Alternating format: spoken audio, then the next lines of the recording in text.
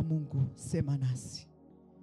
Nuru yako, neno lako ni nuru, ikaondoe giza pale ambapo Mungu hatujapata nuru kwa hili neno, katika jina la Yesu. Neno lako ni pumzi, achilia pumzi yako kupitia kinywa changu, achilia sauti yako ikaponye, ikafungue, ikatuweke huru, ikatuimarishe, ikatukaribishe kwako, katika jina la Yesu. Inuka Mtakatifu wa Israeli, nami nashuka, nitumie kama chombo kwa utukufu wa jina la Yesu. Amen. Haleluya. Tukae mbele za uwepo wa Mungu na kusalimu kwa jina la Yesu. Haleluya. Ni baraka kusimama, lakini pia inatisha kusimama. Amen. Nimesema ni baraka kusimama kwa vile hatusimami kwa nguvu zetu, lakini hapazoeleki. Madhabahu ya Mungu haizoeleki. Macho yako hayo hayazoeleki. Unapoangalia huku unakuta macho yanakuangalia huku, lakini Mungu anatutia nguvu.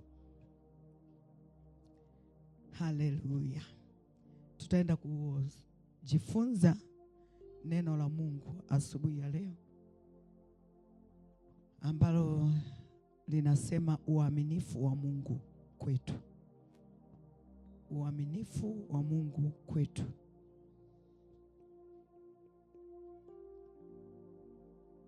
Uaminifu wa Mungu kwetu. Unaweza ukaandika uaminifu wa Mungu kwangu, maana kila mtu amekuja hapa kusikia na kupokea. Amen. Nimesema kusimama hapa kunatisha. Unajua wakati wanaimba wa praise ule wimbo kwamba sema nasi na neno, nikajijua kwamba mimi ndio ninayeachilia neno. Nikasema Mungu, asante kwa neno ulilonipa, maana mioyo ya watu hao wote wanakuangalia, masikio ya ndani yanakusikiliza. Si ndio tumeimba jamani kwamba Mungu aseme nasi? Kwa neno linapokuja lipokee hivyo hivyo, ili likubadilishe, ili likushibishe. Neno ni chakula. Kwa hiyo tutajifunza kuhusu uaminifu wa Mungu. Uaminifu ni moja ya sifa za Mungu wetu. Uaminifu ni moja ya sifa za Mungu wetu. Na uaminifu ni katika lile tunda la Roho.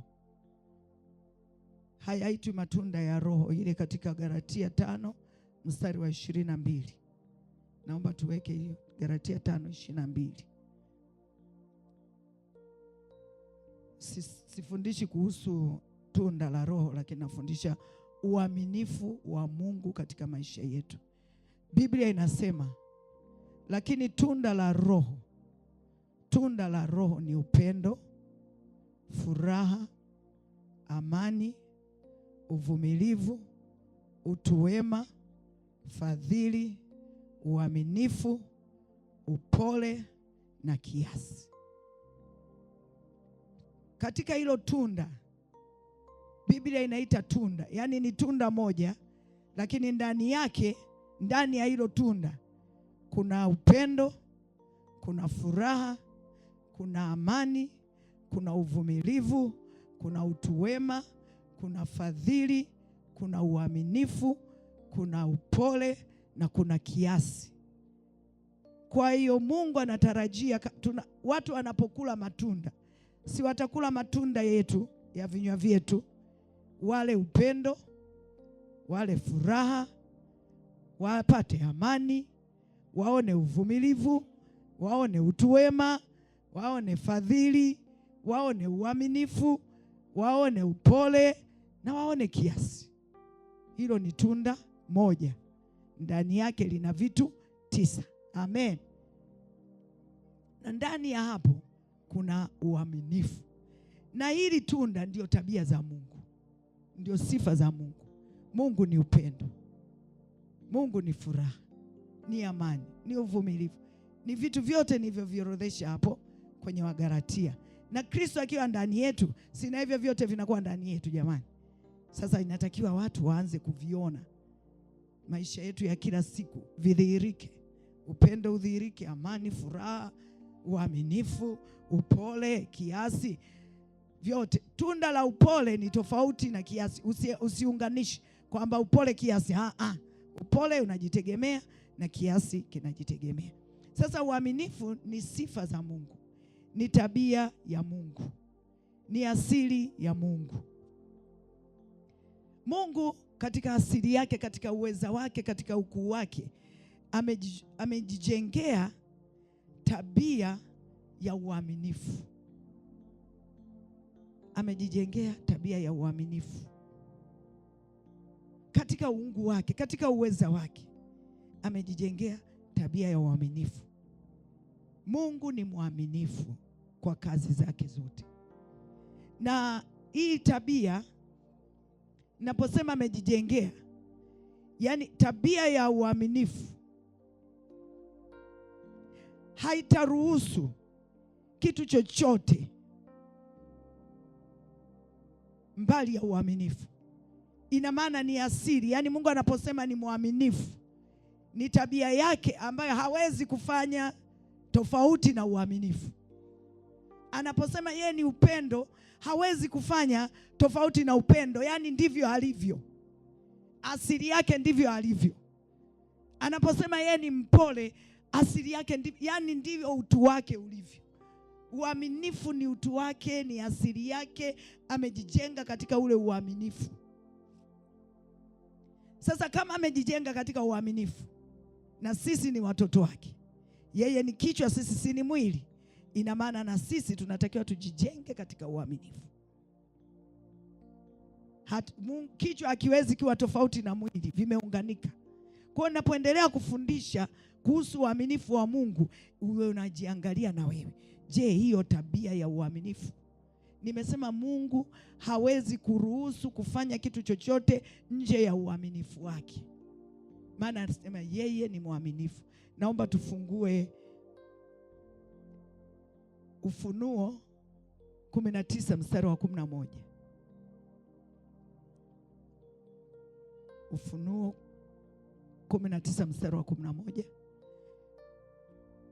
Kisha nikaziona mbingu zimefunuka, na tazama farasi mweupe, na yeye aliyempanda aitwaye mwaminifu na wa kweli, naye kwa haki ahukumu na kufanya vita.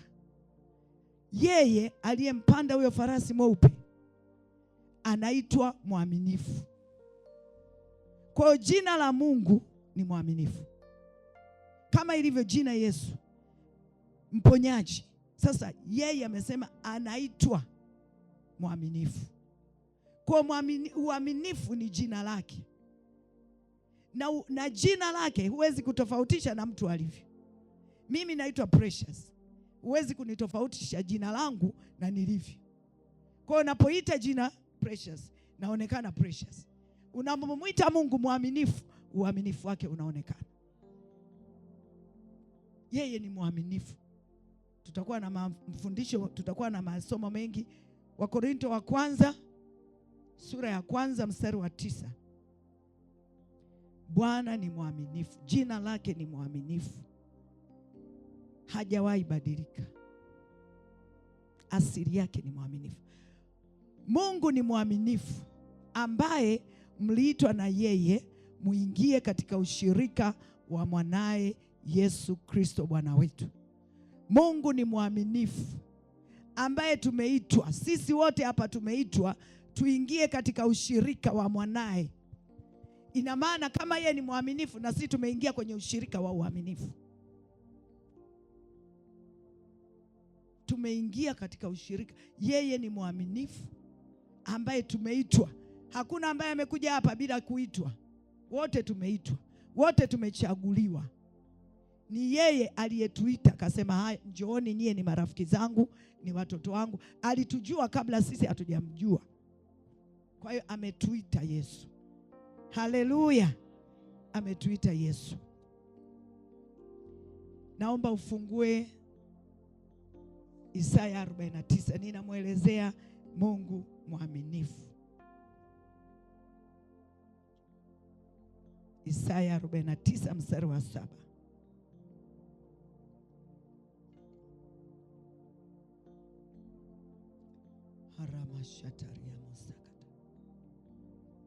Bwana mkombozi wa Israeli, mtakatifu wake amwambia hivi yeye anayedharauliwa na wanadamu, yeye anayechukiwa na taifa hili, yeye aliye mtumishi wao watawalao. Wafalme wataona, watasimama, wakuu nao watasujudu, kwa sababu Bwana aliye mwaminifu, mtakatifu wa Israeli, ndiye aliyekuchagua. Umechaguliwa na Mungu. Bwana aliye mwaminifu, aliye mtakatifu wa Israeli, ndiye aliyekuchagua. Amen. Nini maana ya uaminifu? Unajua, huwa tunasema tu Mungu mwaminifu, Mungu mwaminifu. Leo tuangalie maana halisi ya uaminifu. Mwaminifu kwa Kiingereza inasema steadfast. Mwaminifu ni kitu kilicho imara. Mungu yuko imara, ni kitu ni thabiti. Hii ni Kiingereza tu cha kawaida, yaani dictionary za kawaida ndio zimeelezea hiyo maana ya uaminifu. Steadfast, uimara. Kwa hiyo tuna uimara, uthabiti, hakuna kigeugeu. Yaani ni kitu kilicho imara, huwezi kubadilisha. Amen. Mungu habadiliki, si ndio? Kwa hiyo ni imara, hatikisiki. Yaani uaminifu ni kitu ambacho hakitikisiki. Sasa kwa vile tunamwongelea Mungu, ni Mungu asiyetikisika, ni Mungu asiyegeuka geuka, ni Mungu asiyebadilika badilika. Yuko imara kwa ahadi zake, yuko imara kwa neno lake, amethibitika ni imara, yuko thabiti, ni mvumilivu, ana subira, ana utulivu. Huyo ni mwaminifu. Jambo lingine, mwaminifu ni loyo, yuko loyo. Mungu ni mkweli, loyo ni ukweli, ni mkweli kwa neno, ndani yake hakuna uongo. Mungu ni mkweli, yeye ni njia, kweli na uzima. Tunapomfahamu yeye, kweli inaingia ndani yetu. Mungu ni mkweli, ni rafiki wa hakika.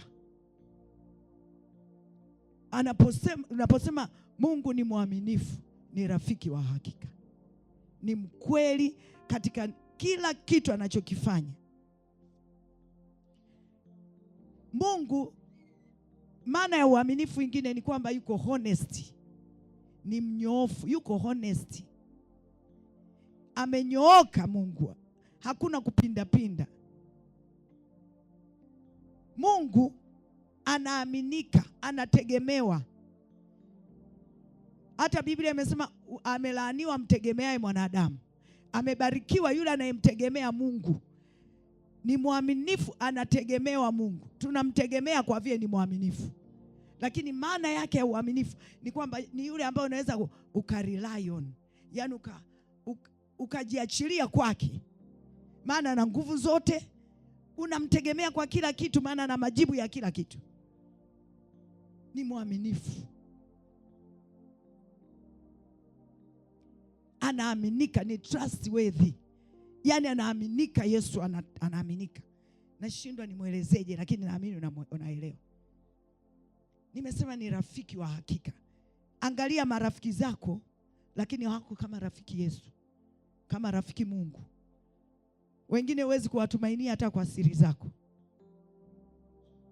Ni msiri wa mambo yetu, anaaminiwa. Nalielezea uaminifu maana yake ni mtu msiri. Mungu anaweza Mungu anatujua. Amen. Anatujua udhaifu wetu, anajua vifungo vyetu, anajua kila kitu chako, uchafu wako wote ambao hakuna mwanadamu ambaye anayujua, lakini amekaa nao kimya. Anaweza kafunua tu kwa mtu ili upone, lakini hutasikia Mungu hata wale wanaokaa, Mungu anisamee kwa vile nasema kwenye madhabahu yake, wale ambao wanakaa naweza kumtabiria mtu vitu vya aibu. Mungu hayuko hivyo. Mungu ni msiri, hawezi kukuaibisha. Ni rafiki wa hakika, ni mwaminifu. Yaani unaweza ukamwamini kabisa na kitu chochote. Ni mwaminifu. Nimesema ni mkweli. Mungu ni yuko loyal. Ndani yake hakuna uongo. Hawezi kudanganya. Hawezi kusema tofauti na neno lake. Nimeacha ingine hii hapa. Hili ni neno la Mungu hili.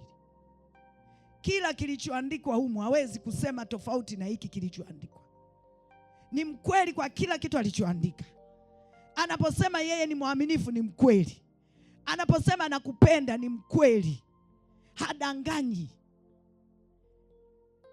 Wakati nasoma nimegundua kwamba kumbe kwa Kiingereza kuna lie, muongo.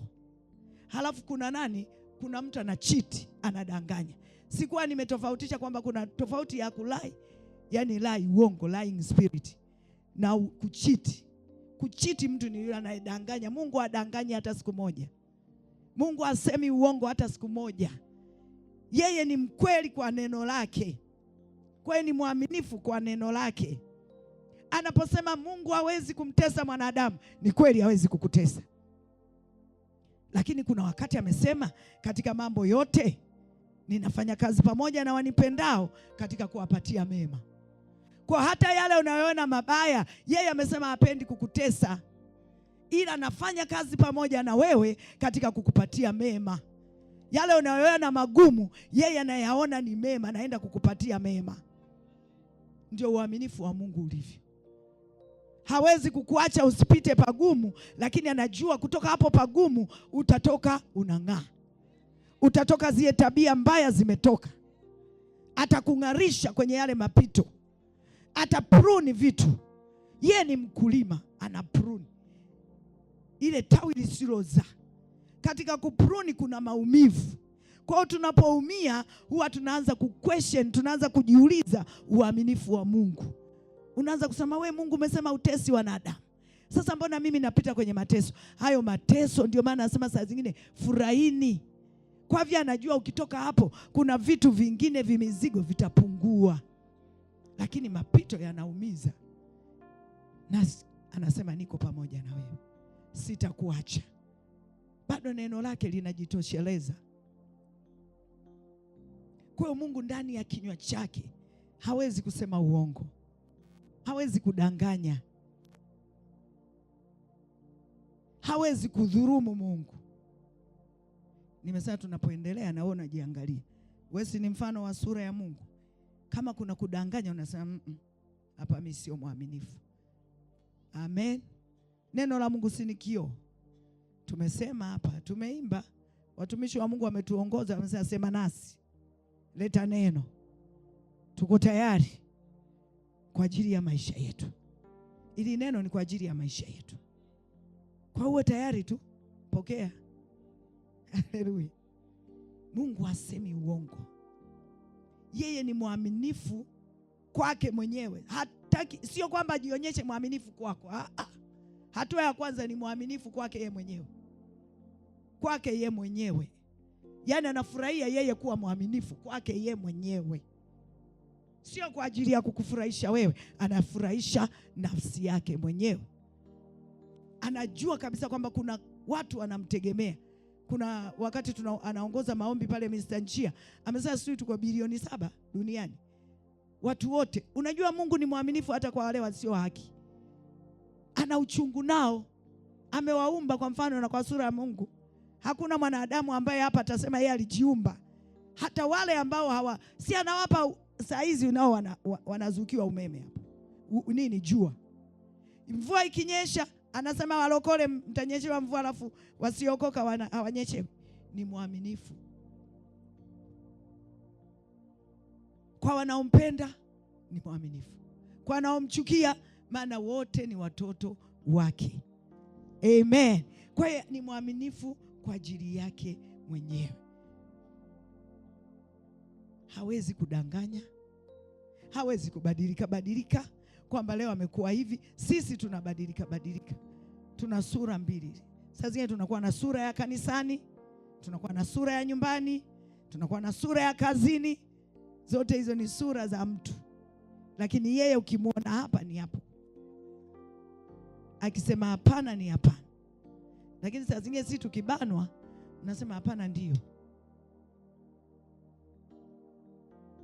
hapana ndio. Sasa hapo hapana ndio ni kitu si mtu aieleweki. Huku moyo unasema ndio, halafu matamshi yanasema hapana. Kwa sura zile mbili. Amen. Naomba tufungue Zaburi 36 mstari wa 7. Tunaenda kujifunza vile ambavyo uaminifu yani upo. Utakuwa unanielewa hivyo hivyo, maana kuna wakati namna ya kupata vile vichwa unashindwa kupata jinsi ambavyo uaminifu ulivyo. 36 mstari wa 7.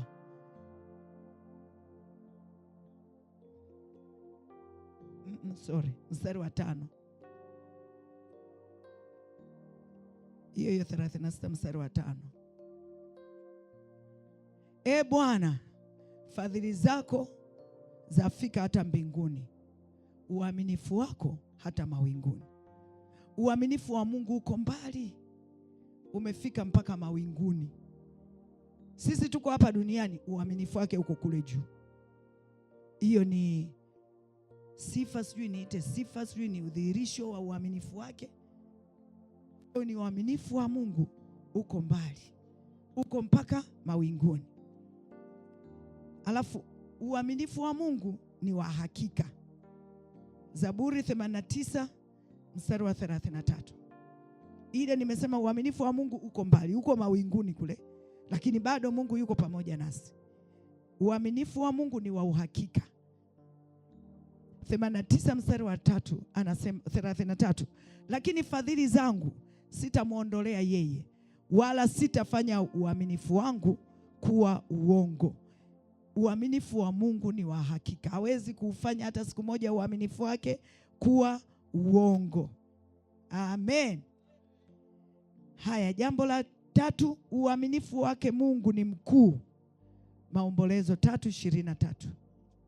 Uaminifu wa Mungu ni mkuu, hawezi kupimika, uko juu, ni wa uhakika, ni mkuu. Maombolezo 3 mstari wa 23. Naomba anzie 22 tuone. Ni huruma za Bwana kwamba hatuangamii, kwa kuwa rehema zake hazikomi.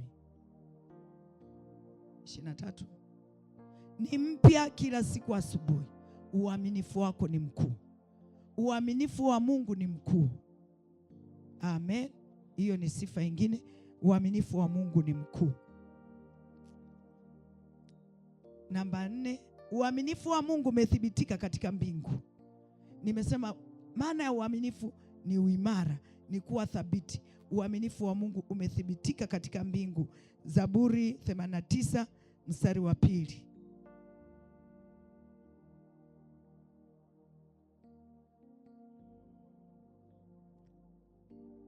Zaburi 89 mstari wa 2, naomba tuwe fast.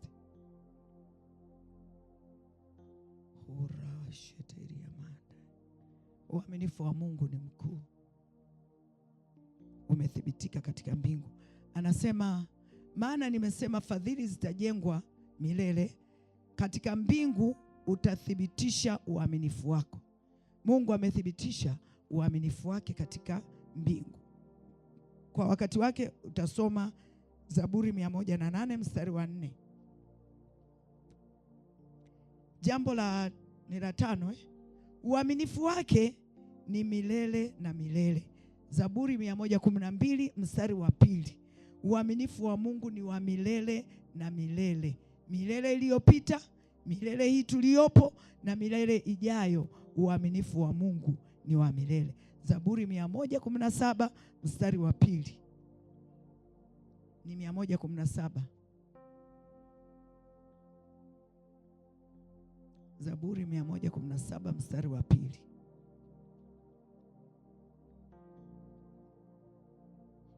Maana fadhili zake kwetu sisi ni kuu, na uaminifu wa Bwana ni wa milele. Ni wa milele, hautakoma. Siku zote Mungu ni mwaminifu, haukomi. Uaminifu wake ni milele na milele. Na jambo la mwisho, uaminifu wa Mungu ni vizazi na vizazi. Zaburi 100 mstari wa 5. Ni vizazi na vizazi, wote wanaguswa na uaminifu wa Mungu. Zaburi 100 mstari wa 5. Uaminifu wa Mungu ni vizazi na vizazi.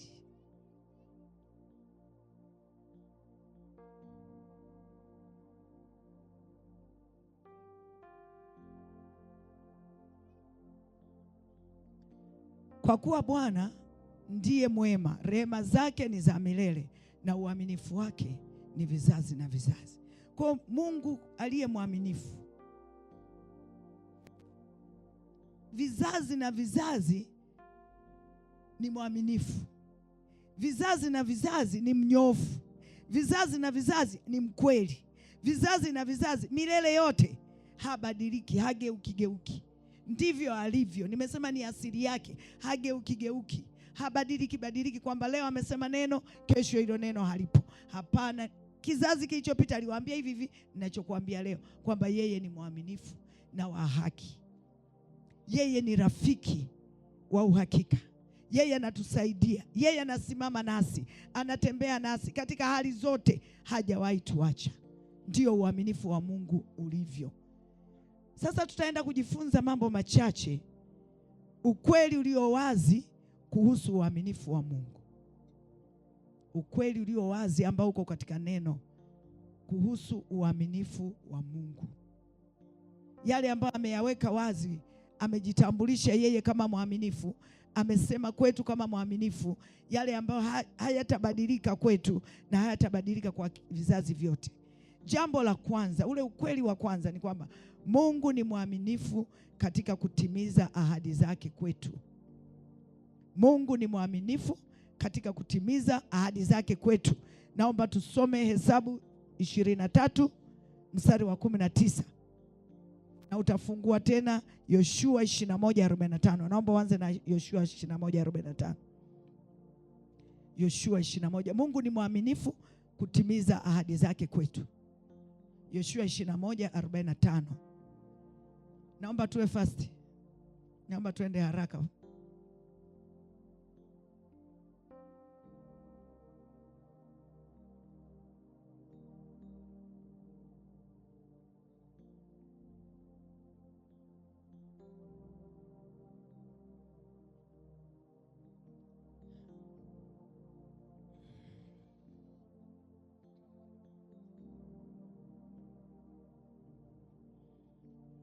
Na Biblia ya watu wa media hawana. Ngoja nisome hapa. Joshua 21 mstari wa 45.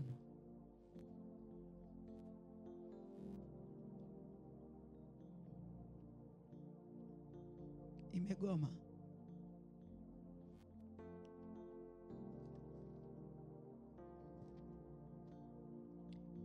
Biblia inasema halikuanguka neno lolote katika jambo lolote lililokuwa ni jema ambalo Bwana alikuwa amelinena katika habari ya nyumba ya Israeli.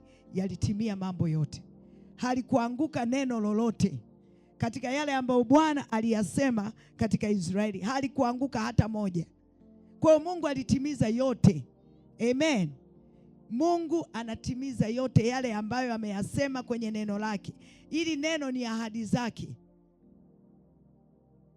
Ukifungua Hesabu 23 mstari wa 19, Hesabu 23 mstari wa 19.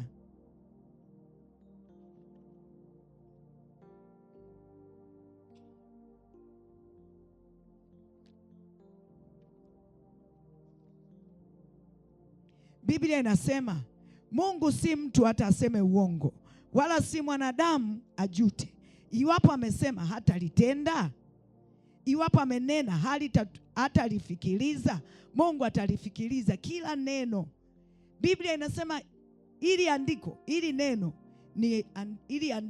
ni pumzi ya Mungu, ni ahadi za Mungu. Kila kilichoandikwa humu, Mungu ni mwaminifu, atalitimiza. Kwa hiyo katika yale unayopita, nenda na neno la Mungu, nenda na ahadi za Mungu kwake. Msemee ahadi zake, mwambie ahadi zake. Mwambie Mungu, umesema wewe ni mwaminifu kwa neno lako. Peleka hoja zenye nguvu mbele za Mungu. Amesema yeye ni mwaminifu kwa neno lake. Halikupungua neno katika yote ambayo Mungu ameyasema. Nimesema yeye ni mwaminifu kwa ajili yake mwenyewe. Katika Yeremia 1:12 Mungu anasema analiangalia neno lake alitimize. Ni mwaminifu kuliangalia neno lake. Kila neno, kila andiko kutoka mwanzo mpaka Ufunuo ni andiko, ni neno la Mungu. Analiangalia alitimize. Kwa hiyo unaposimama na neno lolote, unamwambia Mungu, umesema na mimi. Katika kile unachokipitia, Mungu umesema na mimi ya kwamba utaniponya magonjwa yangu yote. Hutatia magonjwa yote ni yajuayo ya Misri juu yangu. Lile neno Mungu analiangalia kwamba kumbe nimeahidi. Huyu ameshajua ukweli huu, ile nuru imemzukia. Mungu analiangalia, analitimiza. Amesema neno halitamrudia bure, litatimiza makusudi yake, litatimiza mapenzi yake. Isaya 55:11. Analiangalia, litatimiza. Hakuna neno ambalo litamrudia bure. Hili neno nalolisema halitamrudia bure. Litaponya asubuhi ya leo. Litafungua nafsi yako asubuhi ya leo. Litakutia nguvu asubuhi ya leo. Litakupa ujasiri wa kusimama mbele ya Mungu asubuhi ya leo. Halitamrudia bure. Analiangalia, ni mwaminifu kutimiza ahadi zake. Yuko imara kutimiza ahadi yake. Ni mkweli kutimiza ahadi zake. Ndivyo alivyo. Halitarudi bure. Mungu amejifungamanisha na neno lake. Amejifungamanisha na kweli yake. Kwa hiyo yeye ni mwaminifu kutimiza ahadi zake kwetu. Neno la Mungu ni pumzi yake, ni sauti yake, ni agizo lake, ni agano lake na nafsi yake. Kwa hiyo analitimiza. Kila unaposema naye analisikia, unamkumbusha. Amesema njooni nikumbushe. Njoo tuhojiane. Eleza mambo yako, nikumbushe mambo yako, upate kupewa haki yako. Mwambie Mungu, mkumbushe. Hajakupa roho ya hofu. Mungu ni baba wa kweli wa kila mtu. Kama alivyo kwangu ndivyo alivyo kwako. Kama alivyo kwa Prophet ndivyo alivyo kwako. Hana upendeleo. Mkumbushe, ni ahadi yako wewe.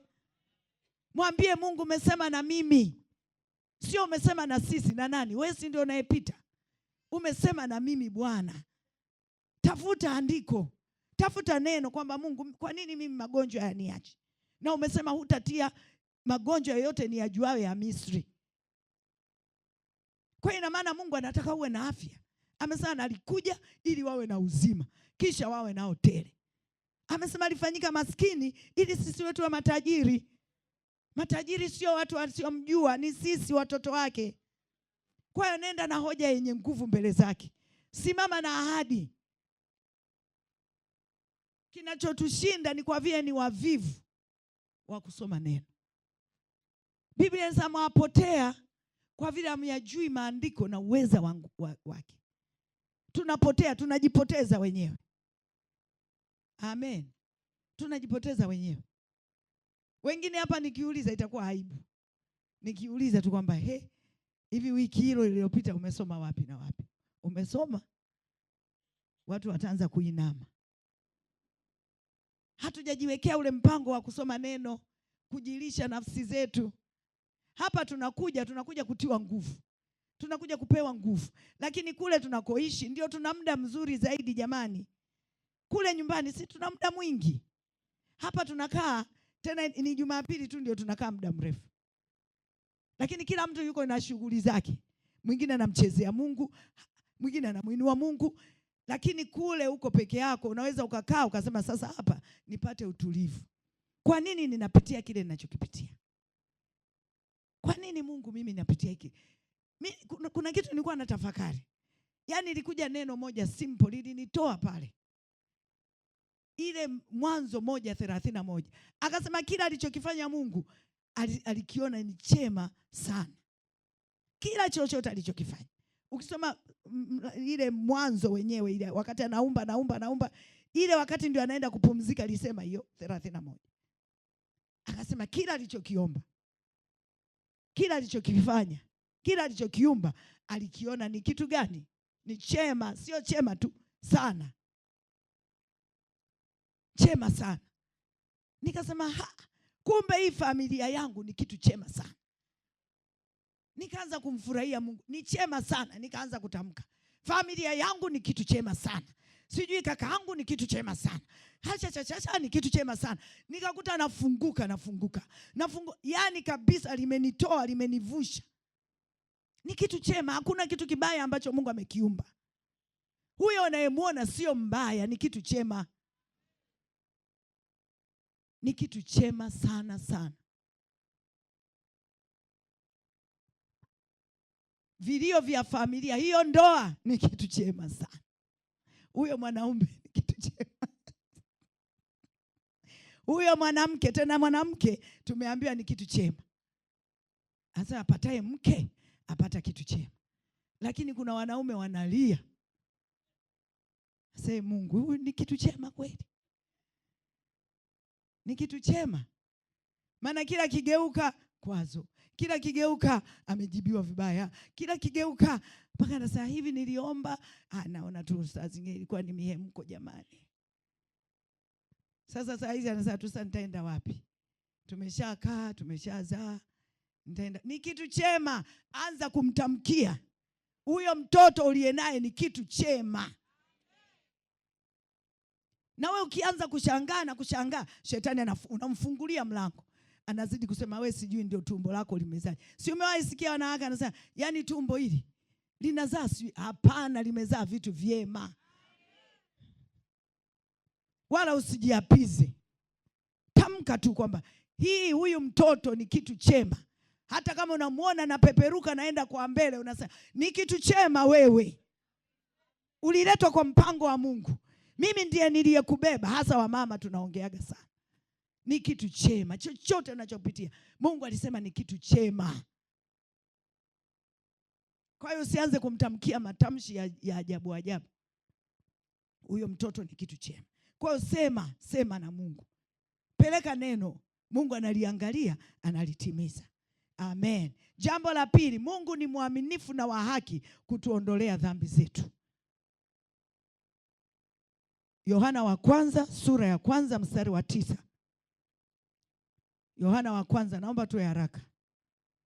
Yohana wa kwanza sura ya kwanza mstari wa 9. Rabahasi ya manda.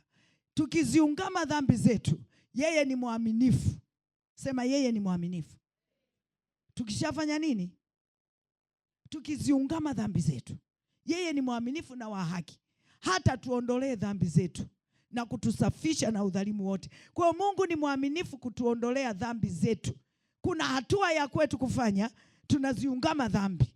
Alafu unapoziungama zile dhambi, ujue kabisa kwa uaminifu wake, kwa ukweli wake, kwa uhakika wake, ni mwaminifu kukuondolea. Anaweka dhambi zako kama ilivyo mashariki mbali na magharibi. Ndivyo anavyoweka hizo dhambi. Anaondoa. Hana kumbukumbu Mungu. Amesema natusamehe kwa ajili yake mwenyewe. Liamini lile lilivyo hilo neno. Kesho nenda kwa mtazamo mwingine. Lakini usilie yale ulishatubu jana. Amesema ni mwaminifu. Anasimamia kweli yake. Lakini kuna wakati shetani anasema hapana, pale hujasamehe vizuri. Hapana, si umeshatubu. Endelea mbele. Isikucheleweshe. Nenda na ajenda za nguvu mbele za Mungu. Uchukue hatua nyingine. Anasema ni mwaminifu, anatuondolea dhambi, ina maana anatusamehe. Anatusafisha. Akishaondoa anasafisha. Ina maana pale panakuwa hapana kumbukumbu ya kwamba ulifanya nini. Si ameshasafisha na damu yake. Hata kama ni nguo ilikuwa chafu, si unaifua, ili ile doa linaendelea kuonekana jamani. Anasafisha, ni mwaminifu kwa ajili yake mwenyewe. Anasema anazifuta dhambi zetu kwa ajili yake mwenyewe. Haya yote Mungu anafanya kwa ajili yake mwenyewe. Anafuta. Alafu anatuondolea na udhalimu wote. Pale tulipokosa, pale mradi umetambua kwamba mimi nimemkosea Mungu, yeye ni mwaminifu. Anatuondolea na hatia zote, anafuta hatia zote, anatutakasa, tunaishi maisha matakatifu. Mara kwa mara huwa tunamkosea Mungu, lakini mara kwa mara si nimesema uaminifu wake ni vizazi na vizazi. Uaminifu wake haukomi, ni milele. Kwa hata ukikosea asubuhi, si amesema jamani, mtu akikosea mara 7 mara 70 kwa siku, bado unamsamehe. Sasa yeye hawezi kutuambia sisi tusameheane 7 mara 70 halafu yeye ashindwe kutusamehe. Yesu ndio mtangulizi wa mambo yote. Anasafisha, yeye ndio kielelezo. Kama na uwezo wa kukusamehe, umeanguka asubuhi, amesema mwenye yake akianguka anainuka, anaendelea mbele. Ndivyo alivyo. Si angetupoteza wote jamani. Kama ukianguka anasema kaa hapo hapo. Ana uchungu. Sisi tuna uchungu na watoto wetu zaidi Mungu wetu aliyewaumba kwa mfano na kwa sura yake. Wakati wako utasoma Mithali 28, afichaye dhambi hatafanikiwa, lakini aziungamaye atapata rehema. Endelea kuungama, Mungu anaendelea kusafisha na kukuweka huru. Yeye ni mwaminifu na wa haki. Jambo la tatu, uaminifu wa Mungu ni pale tunapopita kwenye majaribu. Wakorintho wa kwanza sura ya 10 mstari wa 13. Wakorintho wa kwanza sura ya 10 mstari wa 13. Namshukuru Mungu kwamba tunaelewa na tunafunguka na tunapona. Wakorintho wa kwanza, jaribu halikuwapata ninyi isipokuwa lililo kawaida ya wanadamu. Jaribu, nimesema yapo majaribu, na sio kwamba wewe ndio wa kwanza kujaribiwa. Sio wa kwanza wewe, ili neno lisingeandikwa. Kama wewe ndio ungekuwa wa kwanza kupita kwenye hilo jaribu, tusingekuwa na hili andiko. Ni jaribu halikuwapata ninyi isipokuwa lililo kawaida ya wanadamu, ila Mungu ni mwaminifu. Sema, ila Mungu ni mwaminifu, ambaye hata niacha nijaribiwe kupita niwezavyo. Uaminifu wa Mungu ni pale hata kuacha upite kwenye jaribu zaidi ya vile uwezavyo. Atatokeza mlango ili uweze kustahimili. Yaani angekuwa Mungu anaruhusu tukae kwenye majaribu, asitoe mlango wa kutokea, hapa tusingekuwa na watu. Maana kila mtu angekuwa anaugulia kwenye jaribu lake. Lakini yeye ni mwaminifu. Anatokeza mlango ili tuweze kustahimili. Amesema hata acha tujaribiwe, jambo la kwanza, kupita tuwezavyo. Kwa kiwango kile ambacho unapita kile jaribu, amini kwamba hicho kiwango ndicho Mungu amesema hicho utakivuka. Hakupi mzigo zaidi ya uwezo wako.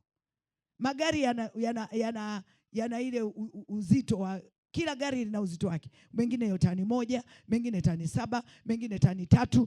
Sasa ukipakia, ndio maana ile meli ya Bukoba ilianguka, ilidumbukia kwenye maji, ilijaza zaidi ya uwezo.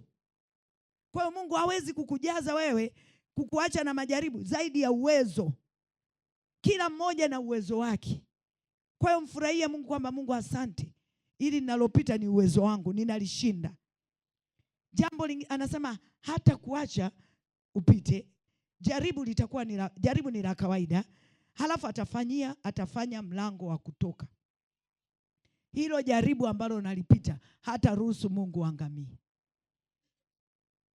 Amesema ahimidiwe yeye asiyetutoa kuwa mawindo kwa meno yao.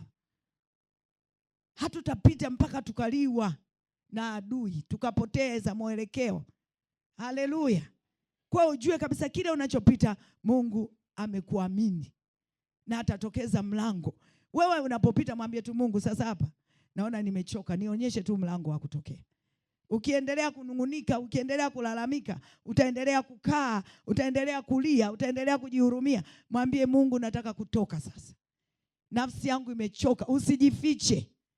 Kama mzigo umekuwa mkubwa, mwambie Mungu, nimechoka hapa, nimechoka, sijui hata kama kesho nitaamka. Unajua Mungu ni muoga sana kukupoteza wewe. Kwa gharama ambayo Mungu ameitumia kwako, hawezi kukupoteza kirahisi.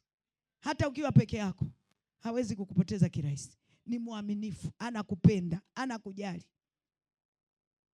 Kwa hapa anatukumbusha, utasoma Petro anasema anatupitisha kwenye majaribu, alafu anatuthibitisha, anatuimarisha, anatujenga kupitia hayo majaribu. Petro wa kwanza 5:8 mpaka 15. Petro wa kwanza mlango wa 5 mstari wa 8 mpaka wa 10. Kwa Mungu ni mwaminifu kutusaidia kushinda majaribu. Jambo la 4, Zaburi 91 mstari wa 4. Uaminifu wa Mungu. Zaburi 91 mstari wa 4. Mungu ni mwaminifu katika kutulinda. Mungu ndiye mlinzi wetu. Sio kwamba lazima tufanye kitu.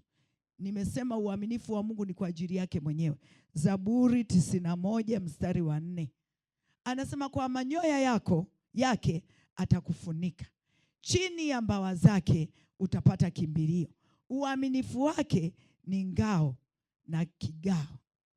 Nimelipenda neno ambalo liko kwenye neno, Biblia neno. Inasema uaminifu wa Mungu ni ngao na kinga.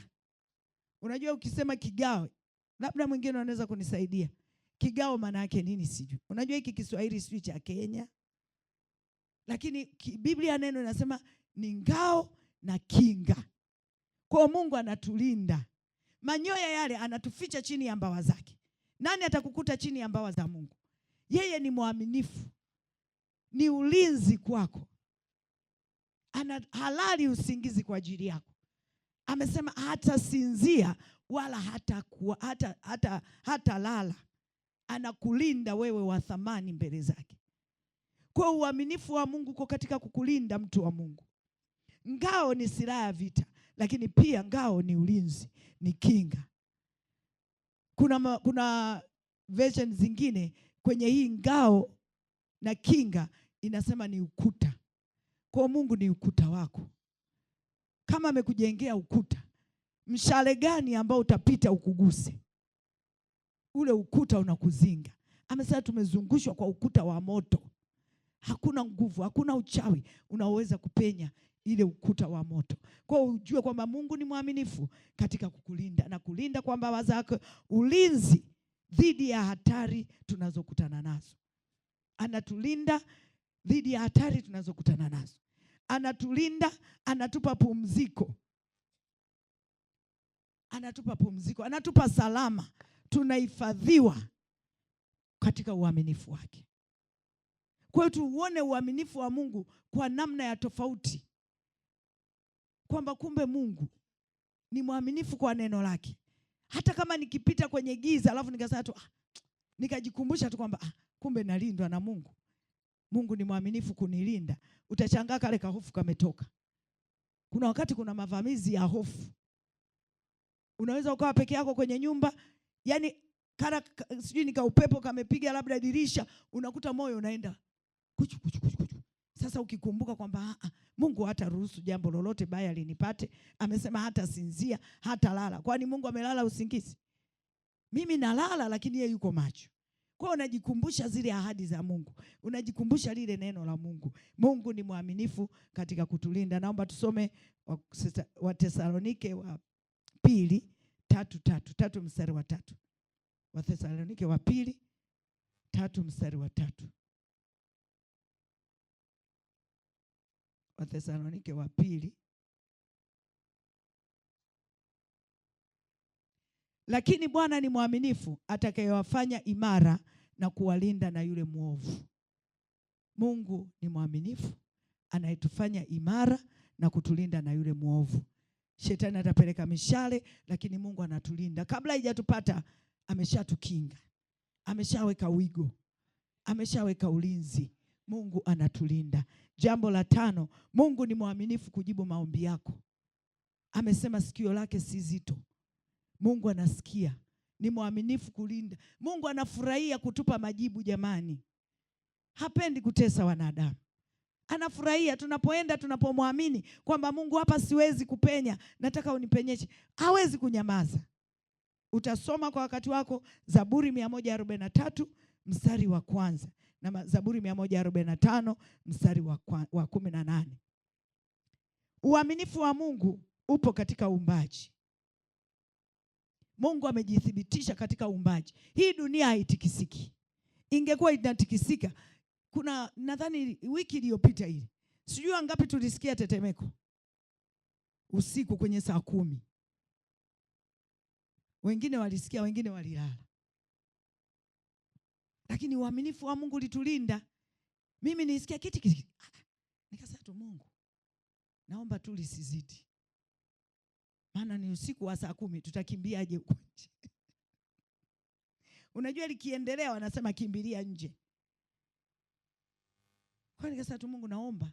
Na kweli alikurudi, yani kakapita. Nikashangaa naye prophet anasema, umesikia? Kaambia nimesikia. Mungu anatulinda. Amethibitisha uumbaji. Mkono wake umeshika bonde za yani dunia yote. Ametushika kwenye mkono wake. Kwa hiyo hii dunia imethibitika, kuna uimara, iko thabiti. Amen. Kwa hiyo Mungu ni mwaminifu katika uumbaji wake.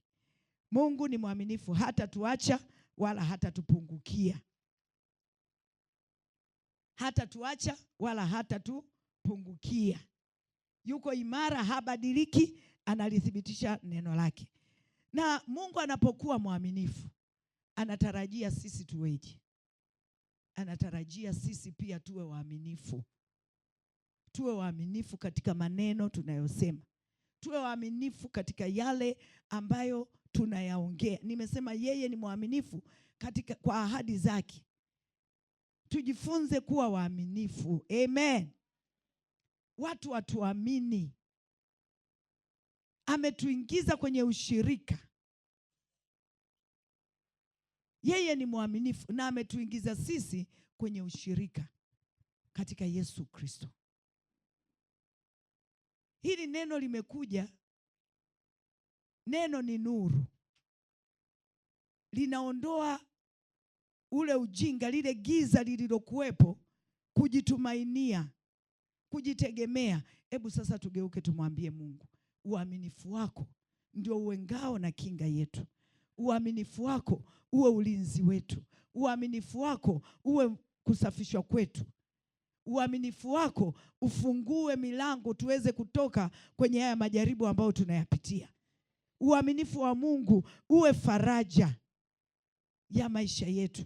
Naomba tusome Timotheo wa pili mstari wa pili, sura ya 2 mstari wa 13. Hili ndio andiko letu la mwisho. Uaminifu wa Mungu ni faraja kwa wale wanaodumu katika utii.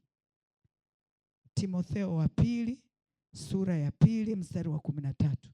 Kama sisi hatuamini, yeye hudumu wa kuaminiwa, maana hawezi kujikana mwenyewe. Sisi kama hatumwamini Mungu, yeye anadumu wa kuaminiwa. Yeye ni mwaminifu kwa ajili yake mwenyewe. Hebu tumwamini Mungu jinsi alivyo. Usipomwamini, bado yeye amejithibitisha kwamba yeye anaaminiwa. Yeye analisimamia neno lake. Yeye analiangalia neno lake. Hebu tujipeleleze. Tunamwamini Mungu kwa kiasi gani? Tunamtegemea Mungu kwa kiasi gani? Unajua Mungu ana hisia. Kama anaweza akachukia, kama anaweza Roho Mtakatifu akaumia. Sasa anapoona saa zingine tuna struggle, tunatafuta nguvu kwa nguvu zetu, wakati yeye amesema ni mwaminifu kuliangalia neno lake. Ni mwaminifu kututoa kwenye majaribu. Saa zingine tunalia, tunachoka, lakini Mungu asubuhi ya leo anasema muangalie Mungu kama Mungu aliye mwaminifu, ambaye ni mkweli kwa ahadi zake, ambaye ndani ya kinywa chake, ndani ya sauti yake, ndani ya neno lake hawezi kudanganya, hawezi kusema uongo, habadiliki. Mungu ni yeye yule jana na leo na hata milele. Alivyokuwa wakati wa Biblia ndivyo alivyo leo na ndivyo atakavyokuwa kesho. Hajabadilika hata siku moja. Sisi tunabadilika. Mbingu na nchi zitaondoka, lakini neno la Mungu halitapita. linasimama imara. Hebu Mungu atusaidie, tumwangalie kwa mtazamo mpya. Kuna wakati tunashindwa kuishi maisha ya furaha, ni kwa vile hatujui neno la Mungu. Nimesema tunapotea kwa kuwa hatujui maandiko. Hatujui, tunaangamia. Hatujui maandiko. Tunaweza kujua maandiko, lakini hatujui uweza ulio ndani ya haya maandiko. Humu ndani ya maandiko haya kuna pumzi ya Mungu, kuna uzima wa milele humu, kuna mabadiliko humu kwenye hili neno. Hili neno linambadilisha mwingine, wewe alikubadilisha. Hebu Mungu atusaidie. Nimesema habari za uaminifu wa Mungu. Kuna watu watakimbia, wataona badiliko, watakimbia na uaminifu wa Mungu. Lakini mwingine ataona sijui kama ni la kwangu, naona ni la yule, ataliacha hapa hapa. Ni maneno mangapi yamekuja kwenye hii mimbari ambayo hayajatubadilisha, ambayo hayajatubadilisha, hayajatugusa. Tunasema kesho tutasikia, lakini maadamu umekuja, Mungu aheshimu hizo hatua zako, akubadilishe kwa lazima, ili neno ambalo ni pumzi yake ambayo ameiachilia asubuhi ya leo likalete mwamko mpya wa kumtegemea Mungu, wa kumwamini Mungu, wa kumheshimu Mungu kwa namna ya tofauti, wa kuangalia uaminifu wa Mungu, kwamba Mungu, na mimi niuone uaminifu wako, na mimi nikuone, niwe na ushuhuda kwamba Mungu, nilikuwa nimechoka, nimekata tamaa, nimekaa chini, lakini neno lako lilipokuja nikatiwa nguvu, nikainuka tena. Tuangalie uaminifu wa Mungu, watu wa Mungu. Tusijiangalie uaminifu wetu. Sisi tunaweza tukapungua. Nimesema Mungu tabia yake ya uaminifu, hawezi kuruhusu akafanya kitu chochote zaidi ya uaminifu wake, zaidi ya asili yake. Kila anachokisema jamani, ndivyo alivyo. Habadiliki, hasemi uongo, hadanganyi. Atadanganya ili iweje? Yeye ni mwaminifu na wa haki. Hata tuondolee na udhalimu wote, hata tuondolee na dhambi zote, hata tufungulie milango. Hapendi tuteseke, na ndivyo alivyosema Mungu, hapendi tuteseke, na ndivyo ilivyo, na limethibitika hili neno kwamba hapendi uteseke. Naomba mwambie rafiki yako, Mungu anakupenda. Hapendi uteseke, hapendi uhuzunike. Alihuzunika Yesu ili wewe uwe na furaha. Kuishi kwetu hapa duniani unajua ni mara moja tu. Sasa tuishi kwa mateso, tuishi mioyo yetu meinama, furaha iwe kwa kitambo. Mungu atakuwa amefeli kwenye kazi. Si alikuja alihuzunika ili sisi tuwe na furaha? Lakini wangapi tunaonyesha furaha? Mara nyingi hatuna furaha. Tumekata tamaa. Sisi tunaona ni wa kushindwa. Hujashindwa asubuhi ya leo. Angalia uaminifu wa Mungu. Angalia pendo la Mungu. Angalia kazi ya msalaba. Angalia dhabihu ya Yesu. Hakufanya kazi bure mwana wa Mungu. Hakufanya kazi bure. Na kazi ya msalaba ni halisi. Alikununua kwa damu ya thamani. Anatamani uongezeke kiwango. Anatamani uinuke. Hapendi tunungunike, hapendi tulielie, hapendi tuiname. Daudi alisema, nafsi yangu kwa nini kuinama? Na wewe iambie nafsi yako, kwa nini kuinama? Hebu inuka, mtukuze Mungu. Mwambie Mungu asante kwa kuwa ulinichagua, nimekuwa rafiki yako. Na Mungu yeye nimesema ni rafiki wa uhakika. Waweke mbali marafiki, mkumbatie rafiki Yesu. Mkumbatie rafiki Yesu. Ana uwezo wa kushughulika na kila kitu ambacho marafiki zako unaowaona wa thamani unafikiria watakusaidia, lakini mwisho umeishia kwenye maumivu. Hebu muangalie Yesu kama rafiki mwaminifu, anayeweza kukubebea mizigo, anayeweza kukubebea mizigo ambayo umechoka. Naomba tusimame, mwambie Mungu, nisaidie niangalie tu uaminifu wako.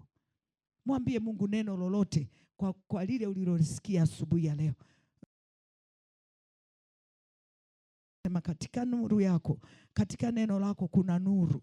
Rababasharia masa, pale ambapo palikuwa na giza, umeachilia sheria yako, umeachilia neno lako likatie nuru macho yetu ya ndani, likalete tumaini jipya. Uaminifu wako Mungu ni vizazi na vizazi. Kizazi hiki tufurahie uaminifu wako.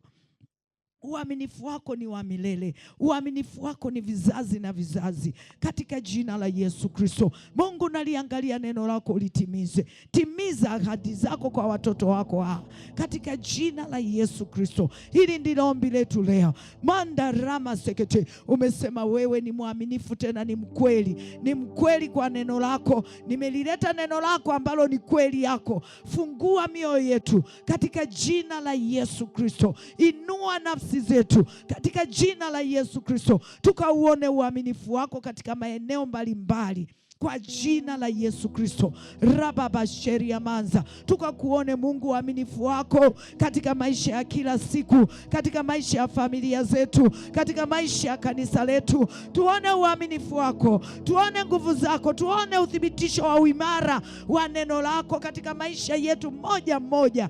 Akaramandi asia kataya Mungu, tukapate ushuhuda binafsi katika jina la Yesu Kristo. Katika jina la Yesu Kristo. Amesema tutaifahamu kweli na hiyo kweli itatuweka huru. Kwa ya mahandezi ya mahanda, wewe ni mwaminifu kwa kila mmoja, kwa kila mmoja. Mungu, huna upendeleo, wote umetuita kwa majina yetu. Umesema sisi ni wako, umesema sisi ni rafiki zako. Baba Mungu wetu, haya misakata ya manda, ninaomba neema yako ikatuachilie, ukaachilie neema yako ya kukimbia na ahadi zako. Mungu, tufungue macho, tuelewe maandiko. Ondoa ujinga katika kuelewa maandiko kwa jina la Yesu. Tufungue macho, tia nuru macho yetu katika jina la Yesu Kristo.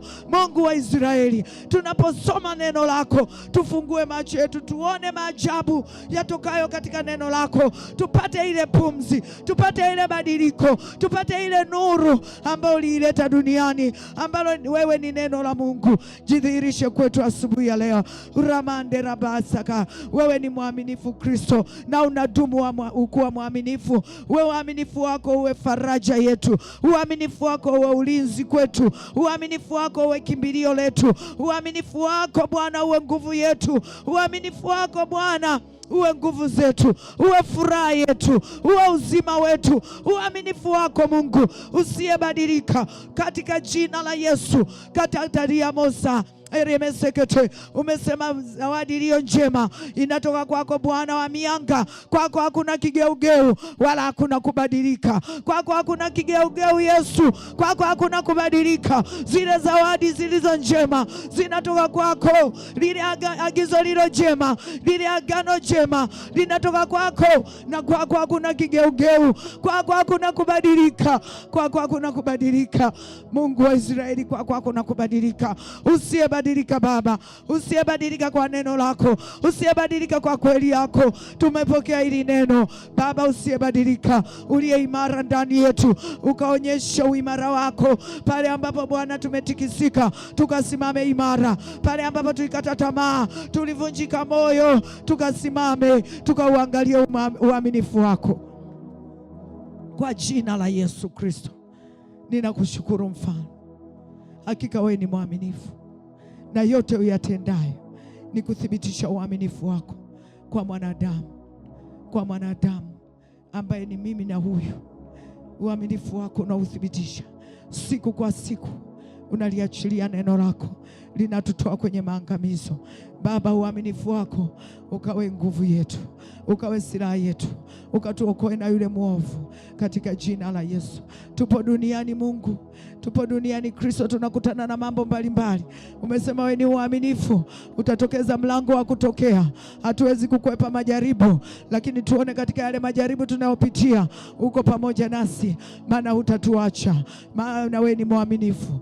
Utatokeza mlango asubuhi ya leo. Tokeza mlango Bwana, kwa hili neno tokeza mlango, kwa kila jaribu ambalo mwanadamu aliyeko mahali hapa analipitia na amekata tamaa. Kuna majaribu ambayo yametungangania Bwana, tumeenda nayo miaka na miaka.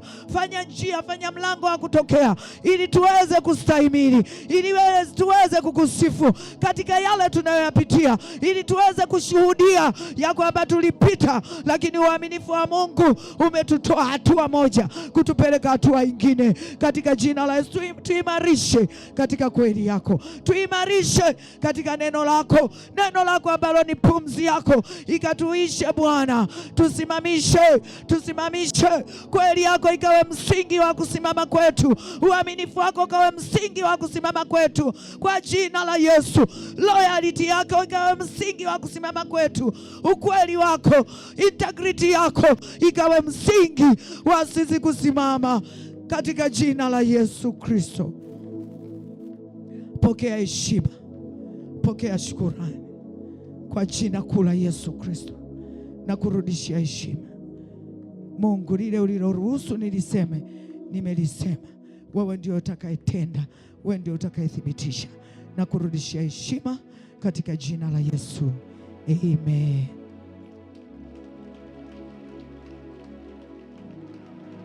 Haleluya. Mungu ni mwaminifu. Asante Mungu. Amen. Haleluya. Tumshangilie tena Mungu. Rababa shandere bere bere bere bere bere bere bere bere bere ni mwaminifu Yesu kutulinda kama kanisa rianderebesa. Ni mwaminifu Yesu riamamando rimamama shanderebesa rikarabena. Tumeuona uaminifu wako katika kutulinda kama familia ya Kings, katika kutulinda katika jina la Yesu. Umeendelea kuonyesha uaminifu wako katika maisha yetu ya siku kwa siku. Ramasaka